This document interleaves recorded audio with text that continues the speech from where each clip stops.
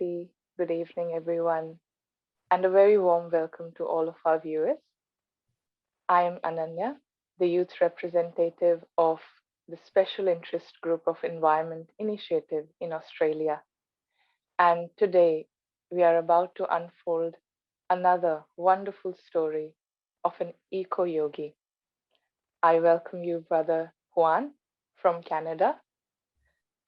So it's very interesting to read about you, and I've personally known you for some other projects, and I found that you um, you are a spiritual ecologist and a sacred activist, and I'm really curious to know what does that really mean. So, brother, can you share a little bit on that? Yeah, certainly. So as we know, there are many activists in the world, and the role of an activist is the role of bringing ideas into action and progress, looking for equity, looking for finding solutions in the world. And the sacred activist or spiritual ecologist, on my side, is a soul or a person who is not only looking for progress in actions or in ideas, but it's also bringing spirituality forward in a way that we use spirituality as the foundation of our work, our ideas, our actions, and is through that we can ignite, we can put forward ideas. So it's recognizing first the sacred within us, and by recognizing the sacredness, our spiritual nature, our divine nature, we can therefore see the divine in everyone else. We can see the sacredness in nature in every one of us. And I think that's the foundation or the difference from that, is that we recognize the whole world, the whole planet as sacred, and therefore supporting movements like ecology to help nature regenerate itself through us in a way. That's lovely. That's a lovely way to look at things around us. I'd also like to ask you, brother, that how did you come across the BKs? When and where? And what was it that fascinated you to take up these teachings and take up this lifestyle? Well, I'm originally from Mexico, so I'm an immigrant in Canada. I've been in Canada for 21 years. I moved up here when I was 15. And like many young people or many people in the world who migrate, we have to adapt to the environment, to the language, to the culture, to society in a way. And one of the things that I realized is that when I was 19 years old, I was really questioning myself about who I am, who is God, or where is God, my relationship with the universe, with my identity, my relationships too. So I started questioning, and I remember going through a difficult situation, challenging time at that moment. And funny enough, I've been in Canada and I've been living in the same neighborhood since I moved to Canada. And I remember walking every day to the park or even just to do exercise in the gym. And I remember seeing the meditation center. Just I used to walk next by, but I never really pay attention to it until I actually start asking these questions. And I say funny enough because it was at that moment, on one of those days, that I walked next to the center and I saw this poster and it had a point of light. And around the point of light were all these symbols of the different religions. And I asked myself, what is this place that brings all these religions together? What is it that brings all together? So I was very curious. I went inside and they say, we offer meditation courses for free. I was like, oh, okay, this is interesting. Of course, when you're young, those are the things that's like, okay, what is this place? So from that date onwards, I became progressively getting involved into Brahma Kumaris. And one of the first experiences that I had with Brahma Kumaris, with the meditation center, I was stepping into the meditation center and I had this experience, like a vision. It was a very abstract kind of experience, but I had the feeling and I was feeling the energy of peace and the future and how those two elements were connected. And for me, it was maybe more unconscious at that time, but I realized that that became a driving force that I needed to connect those two energies somehow. So when I started to have these experiences and I started having many other ones, I realized there was something there. There was something in the teachings of the Brahma Kumaris, in their philosophy, in their way of living, that was attracting me. It was alluring me in a beautiful way. So slowly, progressively, very organically, like nature, I started stepping into, taking the courses, going to the youth retreats, youth talks, and that's how I became very naturally connected to Brahma Kumaris. It was a very organic experience, very natural. That's wonderful. And I think as you're sharing about your experience, it's lovely to know that first you experienced and then you got into something like this. And that's why I think it keeps you going and it keeps you strong. So I want to ask you, which year was this in, and how long has it been since then? Well, I first met the Brahma Kumaris when I was 19. I'm 36 now. Okay. So it's been quite a couple of years already.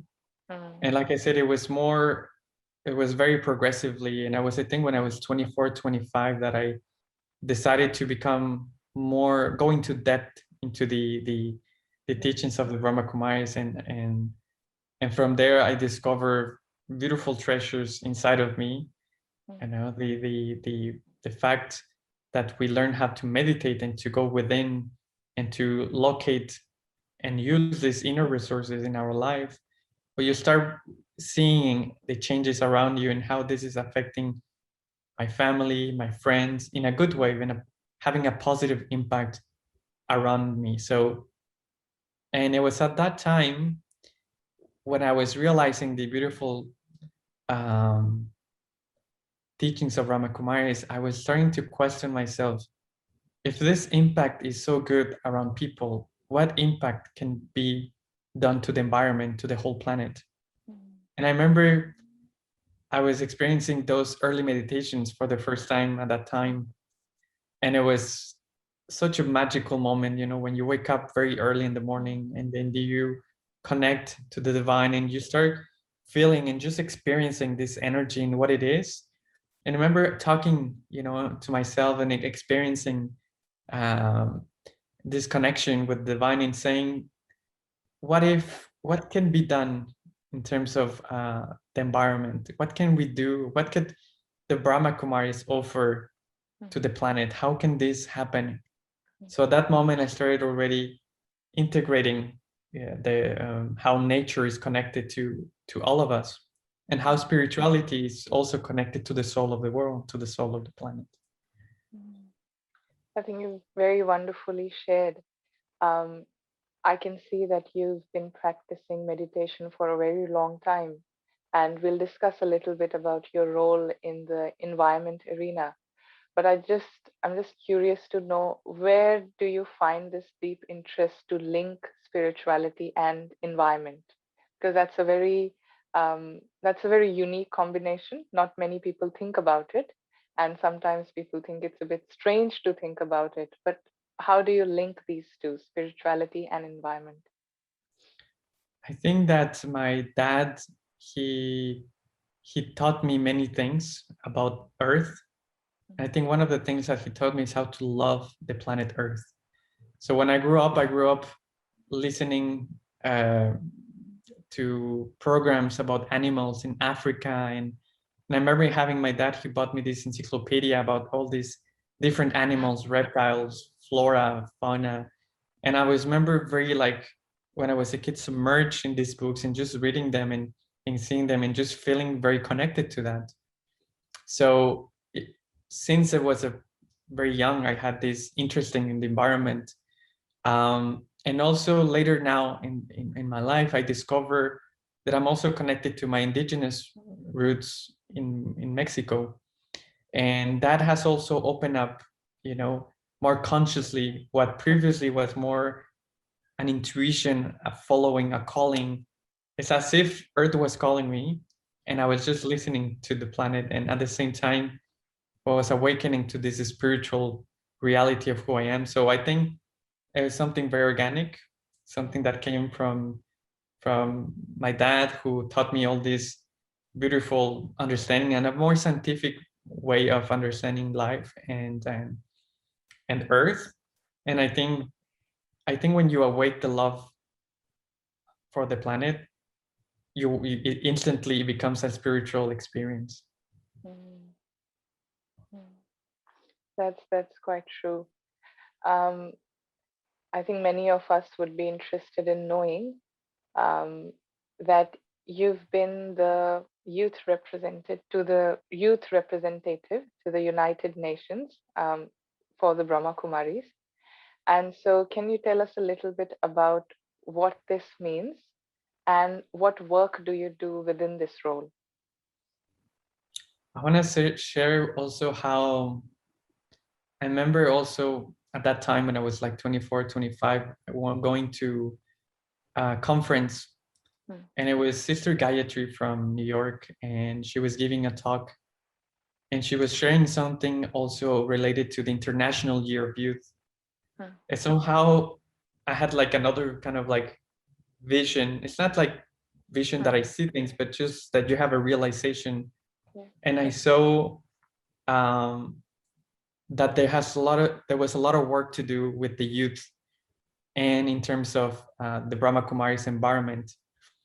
Um, so working at the UN as a UN rep has been a beautiful journey to connect with other souls, because the beauty about working with the UN and through the Environment Initiative has been that we are able to offer spirituality and the teachings of Brahma Kumaris in a way that is very organic, again, very natural, very opening our hearts and opening, all that we have, all the resources, and share that with people. And I think um, working with the youth has been a wonderful journey, because youth, and I say youth because I'm a little bit older now, but when I was more at that age, I remember being so open and so uh, thirsty for spiritual food and whatever could nourish my soul.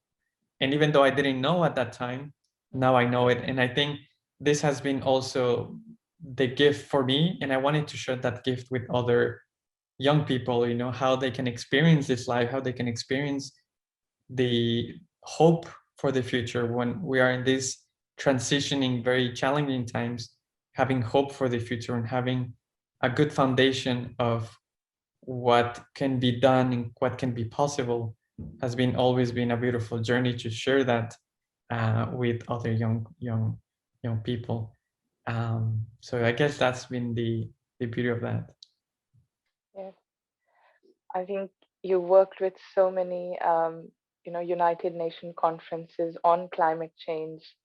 I'm also aware that you were part of the Rio conference on sustainable development. And so you've created these wonderful green programs which offer a spiritual perspective to people. And there's one such program called Ecoshanti. Can you tell us a little bit about that particular project? Ecoshanti, and I'm gonna go back what I was saying before. When I was meditating in the room in that early morning meditation, when I was speaking with divine, when I was feeling this, what I was experiencing this, one of the things that the first that came to me was Ecoshanti. And the moment I said the word, I had this experience of harmony between myself, the divine, and nature. So it was a whole experience. And that experience changed my life completely, because it invited me, well, it kind of like consciously became, all this experience of peace, the future, the divine nature. It got connected into one experience. And I was like, I need to share this, you know. And I remember searching into the Brahma Kumaris website at the time and trying to see, do they have something for the environment, that they're doing something? So I remember writing an email to Brahma Kumaris Environment Initiative, um, and I wrote to them saying I had this project that I want to create, that I want to help out. It's called Ecoshanti, and basically it's funny enough, they answered me too like a year later, um, and they invited me, Sister Sonia, they invited me to participate in the COP conference in Cancun, in Mexico. But I remember I couldn't go at that time because I was actually, it was going to be my first time visiting the headquarters of the Brahma Kumaris to Madhuban. But at that moment, I knew that Ecoshanti was going to be a project for people to have an experience of this, or how can we experience the divine, and how can we experience ourselves in an elevated way in which we can also resonate in that level with the environment, with the planet. And then we adapted this experience in a form of conference, talk, workshops, even retreats that we did in Peace Village a couple of years ago in the retreat center here in North America, New York. And so Ecoshanti has been the doorway of creating experiences about how we can relate to the environment, how can we connect to the ecology of the soul. And I think for me, Ecoshanti speaks about the ecology of the self, renewing itself, renaturing the soul with values, such as peace, love, care, determination. There are many values that the soul needs to nourish itself, and in that way, translate that into our lifestyle. So using a bicycle, eating local food, vegetarian food, trying to minimize my consumption of things, and etc., and all these things. But through that lens or through that experience, well, it gives the opportunity for anyone to have that experience. And I remember we were in one of the COI conferences. COI is the Conference of Youth, and it was in Lima, Peru. And I remember we were all in a circle outside because the weather allowed us to be outside and be under the canopy of this beautiful purple tree. And I don't know in English, but in Spanish it's jacaranda, which is a beautiful purple red flower tree. And there was while we were meditating, this beautiful dove came and just sit down and was looking at us as it was looking in our eyes. And just the whole experience was very magical. Everyone there looked at each other and we felt this energy, this harmony. And I think that's always been the aim of Ecoshanti, to create an experience of what the future is connected to peace and many other values. So that has been the journey of Ecoshanti so far. That's a wonderful project, and it's so fascinating to hear every word that you're saying, because I think all the roles that you have played are very, very unique, like, spiritual activist, sacred, ecologist, and all these roles, these are very unique to me personally. And there's one such role that that projects you've managed and a role you've played. You've been part of many interfaith groups, and you are also called a climate reality leader. So you've been involved with such a project. So can you tell us a little bit more about that project, and what does it mean to be a climate reality leader? Sure. Well, the good thing about when we're activists, spiritual activists in a way, is that we get to know many other groups, organizations, people, and because there's always something to learn about the environment and what people are doing with incredible ideas, incredible projects. I came across different projects, and one of them was Climate Reality, which is until now a very powerful way to understand what is climate change in a very scientific kind of way, in a very grounded. in a very raw way also.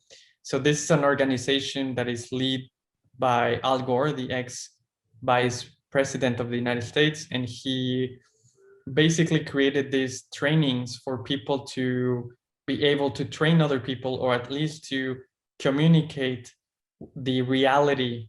That's why it's the reality of climate change. And until this day, Al Gore and many other climate reality leaders have done presentations about what climate change is and how it's affecting the world and people in their areas. So I've done a few of them. One of them I did it actually also in Peace Village in the retreat center. So it really showcases what climate change is, and a climate reality leader is really someone who understands climate change in a very pragmatic way and how to show that and transmit that information to others. And what a climate activist, that's climate reality, but a sacred activist would not only give information, will it create an experience, how spirituality is connected to that. So yeah, so many tools. And for the interfaith, well, as part of a spiritual community, Brahma Kumaris is also always working with other faiths, with other religions. And as we have an environment initiative, also there are other faiths who have their branches, the green churches, the Muslims. So all different faiths have their own kind of green team in their faiths and their groups. And it's working with them as interreligious, but also understanding that what we have in common, all the different religions, is planet Earth. That although we might have a different way to reach to the divine or to God, that we have one thing in common, and we call it home. So the planet Earth. So, and that's been also a beautiful journey of participating with so many peers who also understand the sacredness of activism and how to relate that with the planet. That's really interesting to hear about this, what you do within this role. And when you communicate about the reality of climate to people, to young people, we know that the state of the world, is not very good. I think I meet a lot of young people, and I'm sure you do as well, who don't feel very positive about it, and they have some really strong emotions about the world, and it can be, especially to do with climate change, it can be aggression, anger, and all this. So what do you say to those people, to those young people who are feeling those very strong emotions in regards to climate change, in regards to where we're going with the world?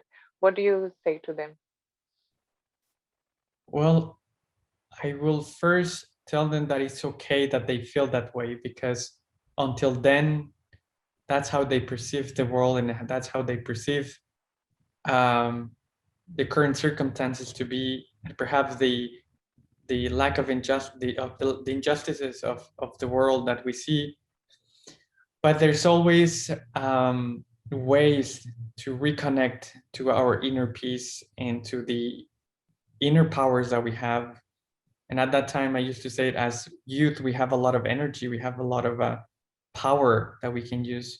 And all we have to do is to realign that energy, because I always share with them that yes, there's always a destructive energy and patterns happening around the world, but this at the same time, this another parallel energy that is emerging, that is elevating humanity in planet Earth. So I used to share with them that if you just shape your focus, if you change your perspective, it's going to help you to align to this energy, this patterns and movement of life and the universe of regenerating itself. So for me, it has always been, we have a chance to choose where we can put our energy, our actions. And what I have shared with them is that there are options, and one of the options is to go within, to meditate, and to really share, what we have inside, and to experience this inner peace. And that's why Ecoshanti was so important, because it creates experience of peace, knowing that, yes, by having peace in itself, we can translate. And I remember being in one of those conferences, and it was, they were trying, or we were all trying to participate and create a youth manifesto on climate change. And as you've probably seen, we have seen many of these, it's very difficult for people to get together and to understand each other. And at the beginning, everyone was really, you know, collaborating in a way, cooperating, but the more the time passed by, more the energies is starting to like grow up, and the you know, the tension and the emotions and the anger. So because I was part of the organizing team, I remember stepping up and saying, listen, guys, let's do something. You know, it might not change the whole, you know, the actual things that we want to discuss, but I think it might affect something. So let's try this. So I invite everyone. We were like 300 or 200 people, and we invited them to meditate for just 3 minutes. I said, let's just take 3 minutes to be in silence, come back to ourselves. And I did the meditation, and then after that, everyone had a completely different attitude, you know. And at the end of the day, somehow we end up having and creating this youth manifesto. So I think the power of peace, the power of meditation can help. And that's been my message to the youth, how just coming back to your center can help you to release these very strong emotions and connect to the good feelings and good wishes that we all have, which is to live in a better planet. So connecting to that energy was always been the work I've been doing for that. Lovely. I think you've answered the next question that I'm about to ask a little bit in your answer. But whatever you say comes from a very positive attitude. And you worked so much within the environment arena, and still you've got this very positive attitude. And your words give a lot of hope. And I think you very correctly described yourself in your bio as a messenger of hope. So, how do you say, what are the ways we can cultivate hope, and especially within the youth who, as I mentioned earlier, don't feel very hopeful about things, how things are going? So, what are the tips that you can give to cultivate hope? One of the things I wanted to share is like Nelson Mandela spent many years in prison, and he had a lot of anger, a lot of emotions because of what they were doing to their people, to the Black community in South Africa. And after or through those years, he started to meditate, to be in silent, to be introverted. So sometimes I share that we don't necessarily need to go to jail to experience that, right? But Yes. we can go within. We have a space, we have a home, we have a place under the tree in the park, in our houses, that we can find this inner silence and this inner peace. And that shifts the whole way in which we see the world, because it's inviting us to see things from a different perspective. And that in itself, if I have clarity, the meditation helps us to have clarity on where we want to go. And the more it's clear, the more the mind is clear, the more I can see where I want to go. And if collectively we know that we want a beautiful planet, well, meditation allows us to clarify that and to see, you know, to dissipate all these clouds, mental clouds that we can have because of background experiences and emotions. It gives us the opportunity to see through those. And really, when we see the light, like we often say, when we see the future, when we see where we're going, it helps us to create hope that there's nothing is lost. And I always see this world is it's full of quantum possibilities. And one of those possibilities can be a very beautiful one. And if we all get connected to that beautiful possibility, well, hope is connected to that energy. So hope is an energy that can lead us into the future. And I also think that the universe in itself, when you get sick or you cut yourself, your body's always working in homeostasis. it's always trying to gain health, to be more in harmony. And I think not only the body, but the whole planet has this energy of homeostasis, and also the universe. So the universe, earth, and the body, so matter, okay, it's also working for homeostasis, to heal, to regenerate, to reintegrate, to cooperate. And I think when we feel those energies, by understanding that those energies are inside of us, the energy of healing, the energy of hope, well, that also amplifies that the whole universe, the whole planet is working for us to be in a better place. And even the bonus part of this is not only earth, the universe, and the body, or the soul, or us, is that the divine or God is also participant in this transformation. I think accessing to that divine energy is probably the most hopeful tool that we have for the future. That's very, very logical, and that's very good to hear. What you've shared about homeostasis, that the entire universe and everything is working together to put us in a better way, and the divine is also a participant in that. That's just lovely to hear, and I'm sure a lot of people are, feeling that hope and that positivity.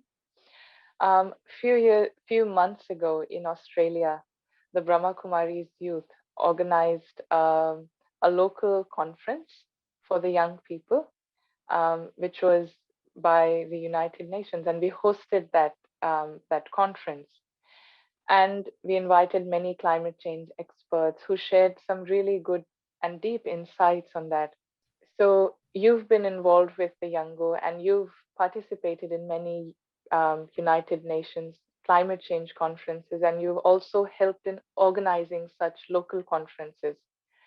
So, what do you say? How can the BKs, and what is it that the BKs can offer to the world, and specifically to the youth, through these conferences, through these small local conferences? What can the BKs offer? I think there's so much we can offer, and I think one of the things are values, the way we use values as regeneratory powers of the soul. Like, and I think in a way we have offered those to our peers, to our colleagues, to our friends, because throughout the years we also became friends with many of them. So I think the beauty of working with everyone is that we have been ourselves with them, and knowing that we have also something to share, and people were always been very open. And I think, speaking about consciousness, consciousness, how basically when we change our awareness, we change our attitudes, and then that also affects the vision that we have. And if we see everyone, especially in those conferences when it's like a micro image of the world in a way, and how we can, if we see each other as one human family, like often Sister Shanti will say, I think that's something that we can share with them, that see, have this vision of friendship, of knowing that we are all working together so towards something. I think that has helped us to also become friends, and to be participants, and to be leaders in certain areas, like we've been in the youth, we bring in the notion of well-being, the notion of spirituality in the conferences, and of consciousness. Consciousness and climate change wasn't really a term that was used very often. And nowadays there's many other communities and organizations going into this direction of going within, and understanding that within we have these resources that are available to be used in the world, and can have a very positive impact in nowadays. So again, I think there's many things that we offer as a community, and again, meditation and all the resources that we have are very valuable. You've given a wonderful equation on when we change our awareness, our attitude changes, and that changes our vision. which brings well-being in the world. And that's saying that self-transformation actually brings world transformation. So that's lovely. So that BKs can offer that connection between consciousness and climate change. That's very interesting to hear. Also, brother, you've worked within the Brahma Kumaris Environment Initiative. And so where do you see your work going in the future? What are some of your plans for the future?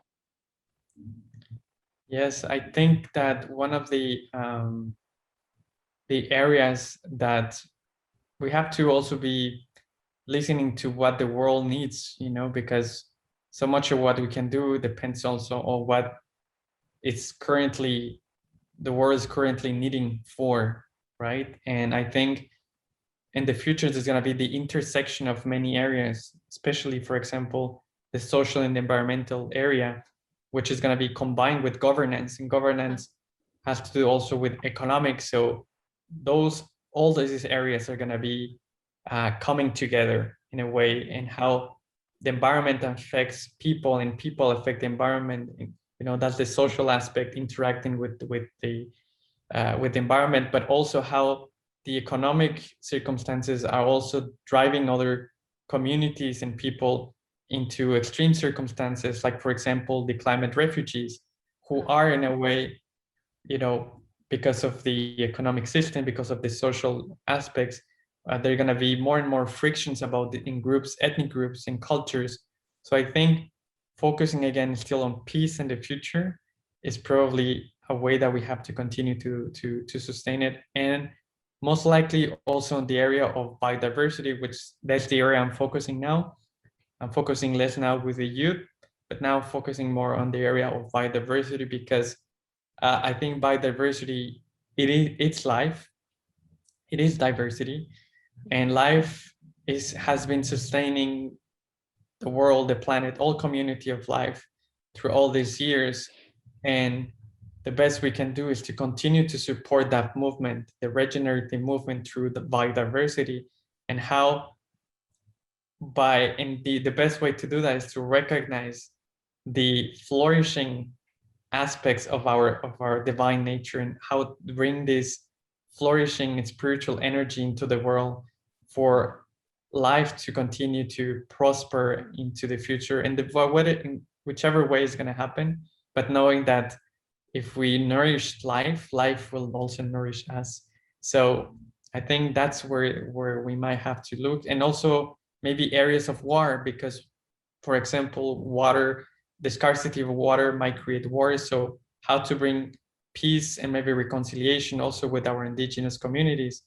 I think Brahma Kumaris can also look into how we can help reconciliate with peace, with healing, with other indigenous communities, who are probably the first ones who have the impact of climate change, colonization, all these things that we know that are happening in the world right now. But always, I guess, connecting to the energy of peace, and do it as a form of celebration. Although there is a lot of things happening in the world, let's celebrate every little victory, every little things that we do, because that energy invites people to do this as a way of of of of, of building something, or creating something, a beautiful energy together, rather than I have to do this, or let's save the planet. Of course, that can be, it's good, it's valid too, but for me it's just a way of inviting everyone to feel this energy and be participant in the way it happens to be for them in their own journey. So thank you, Brother Juan. It has been really lovely to talk to you and to hear your work with young people, with spirituality, and with the environment. There are some lovely projects that you shared. And as I said before, everything that you say is coming from a very hopeful mindset and a very positive attitude, which is what many of us need at this moment. So, is there any 1 week challenge that you'd like to give all of our listeners, which is to keep that hope with us and move forward with that hope. So, any challenge that you'd like to give? Well, I wanted to read a quote, and the quote is um,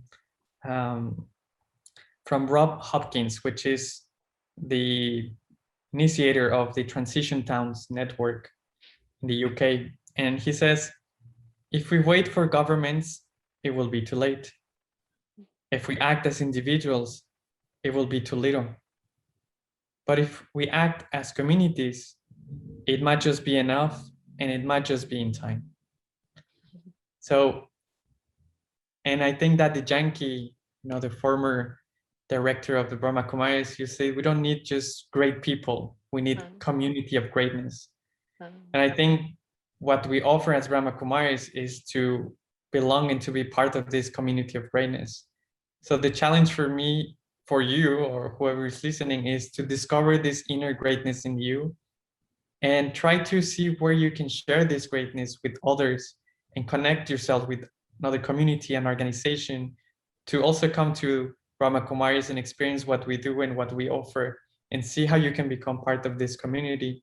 But also listening to your own voice and your intuition and seeing that perhaps there's an organization that perhaps is getting with a group of people and just going and do a cleanup in the beach or go to the park and also do the picking up trash.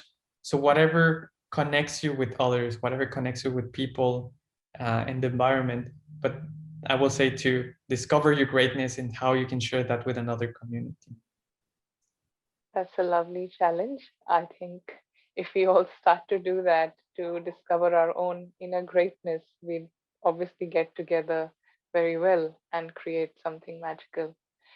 It has been a very rich sharing. And again, thank you so much for whatever you've shared. And every single thing that you talked about linking spirituality and environment is really logical. Father, would you like to lead us into a short meditation on hope, which will, again, Wrap up. cultivate that experience of hope and, yes, as you said, wrap up as well. But thank you. Before I start the meditation, thank you for the interview and for giving me and everyone the opportunity to experience what we offer in Brahma Kumari. So I will invite everyone, whoever is listening, whatever you are, if you can sit, find a way that you can sit comfortable. If you're standing, try to find a way that you are there, sitting and standing correctly, and just let's pay attention now to our breath. We're gonna become.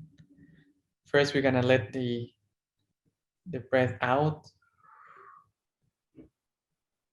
then in.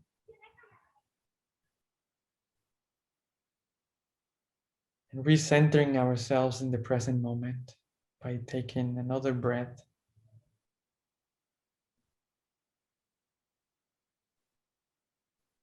Holding your breath for a couple of moments and letting it out.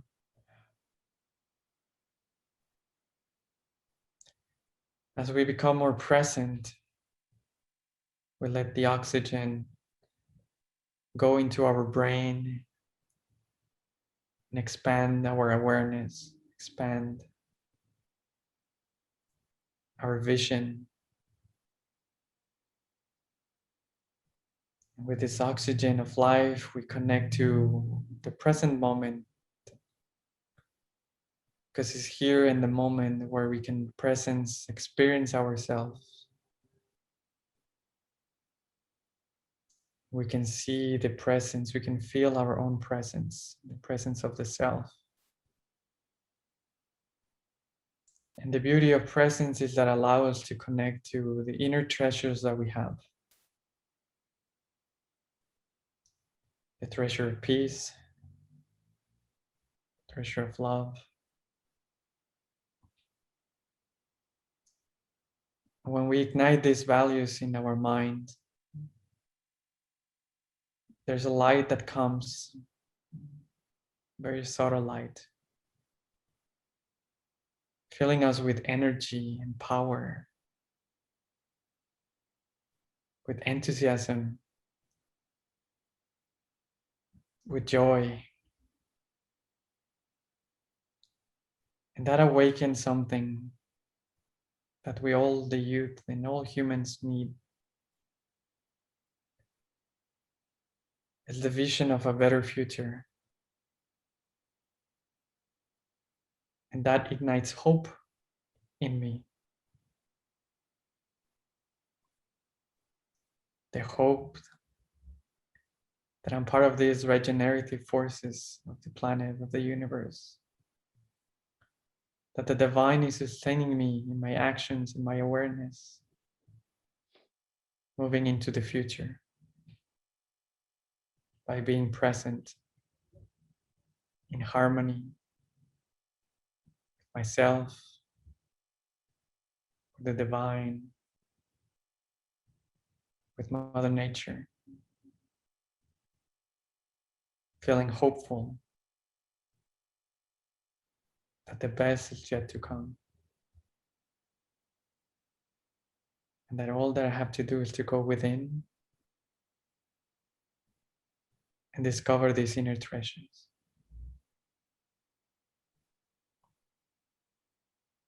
And I take a couple of moments more in silence.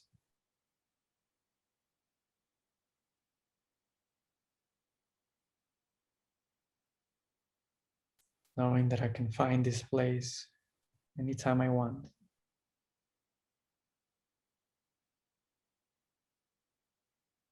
There are forces that are helping me to be what I have to be. Becoming again conscious of the oxygen that goes inside of me.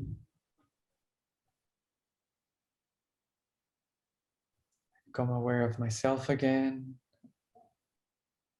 Become aware of my body. Slowly reopening the eyes if I have it closed. And slowly coming back to the present, to wherever I am. As we say, Shanti, Ecoshanti.